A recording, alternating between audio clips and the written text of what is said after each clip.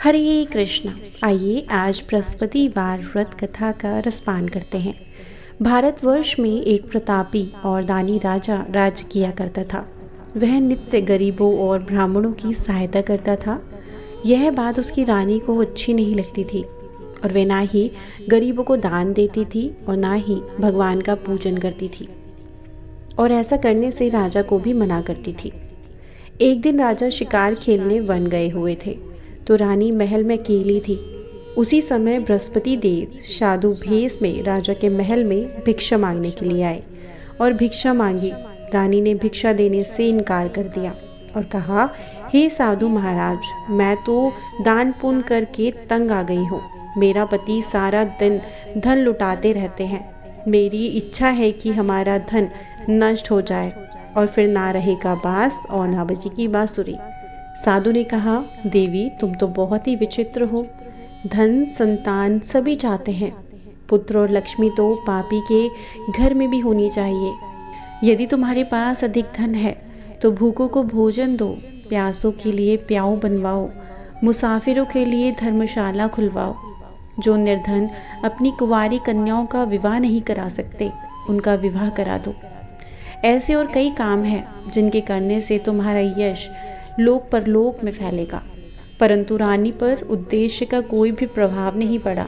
वह बोली, महाराज आप मुझे कुछ ना समझाइए। मैं ऐसा धन नहीं चाहती जो हर जगह बांटती फिरूं। साधु ने उत्तर दिया, यदि तुम्हारी ऐसी ही इच्छा है तो तथास्तु।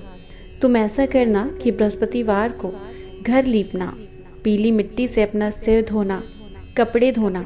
ऐसा करने से आपका सारा धन नष्ट हो जाएगा। इतना कहकर वह साधु महाराज वहाँ से अलोप हो गए। साधु के अनुसार कई बातों को पूरा करते हुए रानी को केवल 3 बृहस्पतिवार ही बीते थे कि उसका समस्त धन नष्ट हो गया। भोजन के लिए राजा का परिवार तरसने लगा। तब एक दिन राजा ने रानी से कहा, हे रानी तुम यहीं रहो, मैं दूसरे देश को जाता हूँ क्योंकि यहाँ पर सब मुझे जानते हैं, इसलिए मैं कोई छोटा कार्य नहीं कर सकता। ऐसा कहकर राजा परदेश चला गया। वह जंगल से लकड़ी काट कर लाता और शहर में बेचता। इस तरह वह अपना जीवन व्यतीत करने लगा। इधर राजा के परदेश जाते ही रानी और दासी दुखी रहने लगी। एक बार जब रानी और दासी को 7 दिन तक भोजन के बिना रहना पड़ा तो रानी ने अपनी दासी से कहा, हे दासी, पास ही के नगर में मेरी बहन रहती है। वह बड़ी धनवान है। तुम उसके पास जाकर आओ और कुछ ले आओ ताकि थोड़ी बहुत गुजर बसारा हो जाए। दासी रानी की बहन के पास गई। उस दिन गुरुवार था और रानी की बहन उस समय बृहस्पतिवार की कथा सुन रही थी। दासी ने रानी की बहन को अपनी रानी का संदेश दिया, लेकिन रानी की बड़ी बहन ने कोई उत्तर नहीं दिया। जब दासी को रानी की बहन से कोई उत्तर नहीं मिला तो वह बहुत दुखी हुई और उसे क्रोध भी आया। दासी ने वापस आकर रानी को सारी बात बता दी। यह सुनकर रानी ने अपने भाग्य को कोसा। उधर रानी की बहन ने सोचा कि मेरी बहन की दासी आई थी परंतु मैं उससे नहीं बोली, इससे वह बहुत दुखी हुई होगी। कथा सुनकर और पूजा समाप्त करके वह अपनी बहन के घर आई और कहने लगी, हे बहन, मैं बृहस्पतिवार का व्रत कर रही थी। तुम्हारी दासी मेरे घर आई थी परंतु जब तक कथा होती है तब तक ना उठते हैं और ना ही बोलते हैं, इसलिए मैं नहीं बोली। कहो दासी क्यों गई थी? रानी बोली, बहन तुमसे क्या छुपाऊं, हमारे घर में खाने तक का अनाज नहीं था। ऐसा कहते कहते रानी की आंखें भर आई। उसने दासी समेत पिछले 7 दिनों से भोजन ना करने की बात भी अपनी बहन को विस्तार पूर्वक बताई। रानी की बहन बोली, देखो बहन, भगवान बृहस्पति देव सबकी मनोकामनाएं पूरी करते हैं। देखो शायद तुम्हारे घर में अनाज रखा हो। पहले तो रानी को विश्वास नहीं हुआ, पर बहन के आग्रह करने पर उसने अपनी दासी को अंदर भेजा तो उसे सचमुच अनाज से भरा एक घड़ा मिल गया। यह देखकर दासी को बहुत हैरानी हुई। दासी रानी से कहने लगी, हे रानी, जब हमको भोजन नहीं मिलता तो हम व्रत ही तो करते हैं, इसलिए क्यों ना इनसे व्रत और कथा की विधि पूछ ली जाए ताकि हम भी व्रत कर सकें। तब रानी ने अपनी बहन से बृहस्पतिवार व्रत करने की विधि पूछी। उसकी बहन ने बताया, बृहस्पतिवार के व्रत में चने की दाल मुनक्का से विष्णु भगवान का केले की जड़ में पूजन करें तथा दीप जलाएं। व्रत कथा सुने और पीले भोजन ही करें। इससे बृहस्पति देव प्रसन्न होते हैं। व्रत और पूजन विधि बताकर रानी की बहन अपने घर लौट गई। 7 दिन के बाद जब गुरुवार आया तो रानी और दासी ने व्रत रखा। गुड़साल में जाकर चना और गुड़ लेकर आई। फिर उसने केले की जड़ तथा विष्णु भगवान का पूजन किया। अब पीला भोजन कहाँ से आए, इस बात को लेकर दोनों बहुत दुखी थे। क्योंकि उन्होंने व्रत रखा था, इसलिए बृहस्पति देव उनसे प्रसन्न थे। इसलिए वे एक साधारण व्यक्ति का रूप धारण कर 2 थाली में सुंदर पीला भोजन दासी को दे गए। भोजन पाकर दासी प्रसन्न हुई और फिर रानी के साथ मिलकर भोजन ग्रहण किया। उसके बाद वे सभी गुरुवार को व्रत और पूजा करने लगी। बृहस्पतिवार भगवान की कृपा से उसके बाद वे सभी गुरुवार को व्रत करने लगी और पूजा करने लगी। बृहस्पति भगवान की कृपा से उनके पास फिर से धन संपत्ति आ गई, परंतु रानी फिर से पहले की तरह आलस्य करने लगी। तब दासी बोली, देखो रानी, तुम पहले भी इस प्रकार आलस्य करती थी। तुम्हें धन रखने में कष्ट होता था, इस कारण सभी धन नष्ट हो गया और अब भगवान बृहस्पति की कृपा से धन मिला है तो तुम फिर से आलस्य कर रही हो। रानी को समझाते हुए दासी कहती है कि बड़ी मुसीबतों के बाद हमने यह धन पाया है, इसलिए हमें दान पुण्य करना चाहिए, भूखे मनुष्य को भोजन कराना चाहिए और धन को शुभ कार्यों में खर्च करना चाहिए, जिससे तुम्हारे कुल का यश बढ़ेगा, स्वर्ग की प्राप्ति होगी और पितृ प्रसन्न होंगे। दासी की बात मानकर रानी अपना धन शुभ कार्यों में खर्च करने लगी, जिससे पूरे नगर में उसका यश फैलने लगा। वहीं दूसरी ओर एक दिन राजा दुखी होकर जंगल में पेड़ के नीचे आसन जमाकर बैठ गया। वह अपनी दशा को याद करके व्याकुल होने लगा। बृहस्पतिवार का दिन था। एकाएक उसने देखा कि निर्जन वन में एक साधु प्रकट हुए। वह साधु के वेश में स्वयं बृहस्पति देव थे। लकड़हारे के सामने आकर बोले, हे लकड़हारे, इस सुनसान जंगल में तू चिंता में क्यों बैठा है? लकड़हारे ने दोनों हाथ जोड़कर प्रणाम किया और उत्तर दिया, महाराज जी, अब आप सब कुछ जानते हैं, मैं क्या कहूँ। यह कहकर रोने लगा और साधु को अपनी आत्मकथा सुनाई। महात्मा जी ने कहा, तुम्हारी स्त्री ने बृहस्पतिवार के दिन बृहस्पति देव भगवान का निरादर किया था, जिसके कारण रुष्ट होकर उन्होंने तुम्हारी ये दशा कर दी। अब तुम चिंता को दूर करके मेरे कहने पर चलो तो तुम्हारे सब कष्ट दूर होंगे और भगवान पहले से भी अधिक संपत्ति देंगे। तुम बृहस्पतिवार के दिन कथा करना, 2 पैसे के चने मुनक्का लाकर प्रसाद बनाना और शुद्ध जल से लोटे में शक्कर मिलाकर अमृत तैयार करना। कथा के पश्चात अपने सारे परिवार और सुनने वाले प्रेमियों में अमृत व प्रसाद बांटकर आप भी ग्रहण करना। ऐसा करने से भगवान तुम्हारी सब मनोकामनाएं पूर्ण करेंगे। साधु के ऐसे वचन सुनकर लकड़हारा बोला, हे प्रभु, मुझे लकड़ी बेचकर इतना पैसा नहीं मिलता जिससे भोजन के उपरांत कुछ बचा सकूं। मैंने रात्रि में अपनी स्त्री को व्याकुल देखा है। मेरे पास कुछ भी नहीं जिससे मैं उसकी खबर मांग सकूं।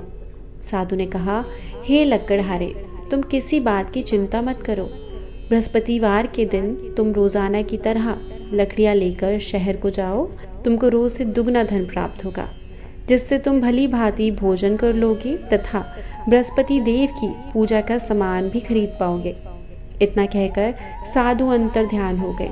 धीरे धीरे समय व्यतीत होने पर फिर बृहस्पतिवार का दिन आया। लकड़हारा जंगल से लकड़ी काटकर किसी शहर में बेचने गया। उसे उस दिन और अधिक धन प्राप्त हुआ। राजा ने चना गुड़ आदि लाकर गुरुवार का व्रत किया। उस दिन से उसके सभी कलेश दूर हो गए। परंतु जब दोबारा गुरुवार आया तो वह बृहस्पतिवार का व्रत करना भूल गया। इस कारण बृहस्पति देव नाराज हो गए। उस दिन उस नगर में राजा ने विशाल यज्ञ का आयोजन किया था तथा शहर में यह घोषणा कर दी थी कि कोई भी मनुष्य अपने घर में भोजन ना पाए, ना ही आग जलाए। समस्त जनता मेरे यहाँ भोजन करने जरूर आए। इस आज्ञा को जो नहीं मानेगा उसे फांसी की सजा दी जाएगी। इस तरह की घोषणा संपूर्ण नगर में करा दी गई। राजा की आज्ञा अनुसार शहर के सभी लोग भोजन करने आए। लेकिन लकड़हारा कुछ देर से पहुंचा, इसलिए राजा उसको अपने साथ घर ले आया और ले आकर भोजन कराने लगा। तो रानी की दृष्टि उस खूंटी पर पड़ी जिस पर उसका हार लटका हुआ था। वह वहाँ दिखाई नहीं दिया। रानी ने निश्चय कर लिया कि मेरा हार इस मनुष्य ने चुराया है। उसी समय सिपाहियों को बुलाकर उसको कारागार में डलवा दिया गया। जब लकड़हारा कारागार में गया और बहुत दुखी होकर विचार करने लगा कि ना जाने कौन से पुण्य जन्म के कर्मों से मुझे यह दुख प्राप्त हो रहा है, और उसी साधु को याद करने लगा जो उसको जंगल में मिला था। उसी समय तत्काल बृहस्पति देव साधु के रूप में प्रकट हुए और उसकी दशा को देखकर कहने लगे, अरे मूर्ख, तूने बृहस्पति देव की कथा नहीं करी, इस कारण तुझे दुख प्राप्त हुआ है। अब चिंता मत कर, बृहस्पतिवार के दिन कारागार के दरवाजे पर तेरे को 4 पैसे पड़े मिलेंगे। उससे तू बृहस्पति देव की पूजा करना, तेरे सभी कष्ट दूर हो जाएंगे। बृहस्पतिवार के दिन उसे 4 पैसे पड़े मिले। लकड़हारे ने कथा कही। उसी रात्रि को बृहस्पति देव ने उस नगर के राजा को स्वप्न में कहा, हे राजा, तूने जिस आदमी को कारागार में बंद किया है वह निर्दोष है, वह राजा है, उसे छोड़ देना। रानी का हार उसी खूंटी पर लटका है। अगर तू ऐसा नहीं करेगा तो मैं तेरे राज्य को नष्ट कर दूंगा। इस तरह रात्रि के स्वप्न को देखकर राजा प्राप्त काल उठा और खूंटी पर हार देखकर लकड़हारे को बुलाकर क्षमा मांगी तथा लकड़हारे को योग्य सुंदर वस्त्र आभूषण देकर विदा किया। बृहस्पति देव की आज्ञानुसार लकड़हारा अपने नगर को चल दिया। राजा जब अपने नगर के निकट पहुंचा तो उसे बड़ा आश्चर्य हुआ। नगर में पहले से अधिक बाग, तालाब, कुएं तथा बहुत सी धर्मशाला, मंदिर आदि बन गए थे। राजा ने पूछा, यह किसका बाग और धर्मशाला है? तब नगर के सब लोग कहने लगे, यह सब रानी और बांदी के हैं। तो राजा को और आश्चर्य हुआ और गुस्सा भी आया। जब रानी ने ये खबर सुनी कि राजा आ रहे हैं तो उसने बांदी से कहा कि हे दासी, देख, राजा हमको कितनी बुरी हालत में छोड़ गए थे। हमारी ऐसी हालत देखकर वह लौट न जाए, इसलिए तू दरवाजे पर खड़ी हो जा। आज्ञा अनुसार दासी दरवाजे पर खड़ी हो गई। राजा आए तो उन्हें अपने साथ लेवा लाई। अब राजा ने क्रोध करके अपनी रानी से पूछा कि यह धन तुम्हें कैसे प्राप्त हुआ? तुम उन्हें कहाँ से लाई हो? तब उन्होंने कहा, हमें ये सब धन बृहस्पति देव के इस व्रत के प्रभाव से प्राप्त हुआ है।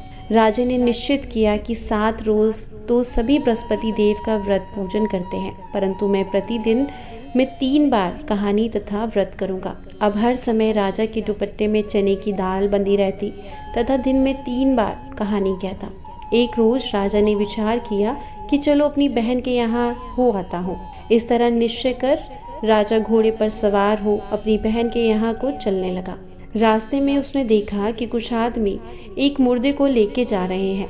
उन्हें रोककर राजा कहने लगा, अरे भाइयों, मेरी बृहस्पति देव की कथा सुन लो। वे बोले, लो, हमारा तो आदमी मर गया है, इसको अपनी कथा की पड़ी है।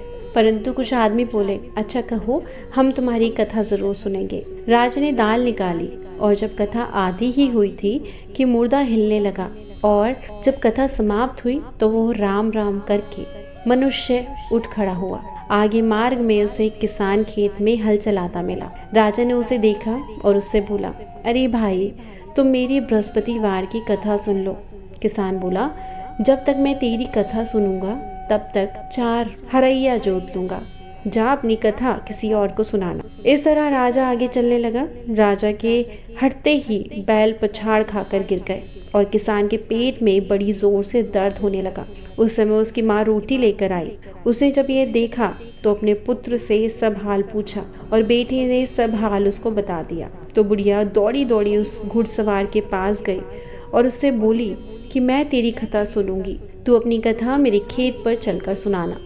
राजा ने बुढ़िया के खेत पर जाकर कथा कही, जिसके सुनते ही वह बैल उठ खड़े हुए तथा किसान के पेट का दर्द भी बंद हो गया। राजा अपनी बहन के घर पहुंचा। बहन ने भाई की खूब मेहमानी की। दूसरे रोज प्रातःकाल राजा जागा तो वह देखने लगा कि सब लोग भोजन कर रहे हैं। राजा ने अपनी बहन से कहा, ऐसा कोई मनुष्य है जिसने भोजन नहीं किया हो? मेरी बृहस्पतिवार की कथा सुन ले। बहन बोली, हे भैया, यह देश ऐसा ही है कि पहले यहाँ भोजन करते हैं, बाद में अन्य काम करते हैं। अगर कोई पड़ोस में हो तो मैं देख आऊं। वह ऐसा कहकर देखने चली गई, परंतु उसे कोई ऐसा व्यक्ति नहीं मिला जिसने भोजन ना किया हो। अतः वह एक कुम्हार के घर गई जिसका लड़का बीमार था। उसे मालूम हुआ कि उसके यहाँ 3 रोज से किसी ने भोजन नहीं किया। रानी ने अपने भाई की कथा सुनने के लिए कुम्हार से कहा। वह तैयार हो गया। राजा ने जाकर बृहस्पतिवार की कथा कही, जिसको सुनकर उसका लड़का ठीक हो गया। अब तो राजा की प्रशंसा होने लगी। एक रोज राजा ने अपनी बहन से कहा कि हे बहन, हम अपने घर को जा रहे हैं, तुम भी तैयार हो जाओ। राजा की बहन ने अपनी सास से कहा। सास ने कहा, हाँ चली जा, परंतु अपने लड़के को मत लेकर जाना, क्योंकि तेरे भाई की कोई औलाद नहीं है।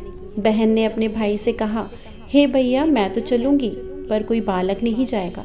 राजा बोला, जब कोई बालक ही नहीं चलेगा तब तुम क्या करोगी जाकर। बड़े दुखी मन से राजा अपने नगर लौट आया। राजा ने अपनी रानी से कहा, हम निर्वंशी हैं, हमारा मुंह देखने का धर्म नहीं है और कुछ भोजन आदि नहीं किया। रानी बोली, हे प्रभु, बृहस्पति देव ने हमें सब कुछ दिया है, वह हमें औलाद अवश्य देंगे।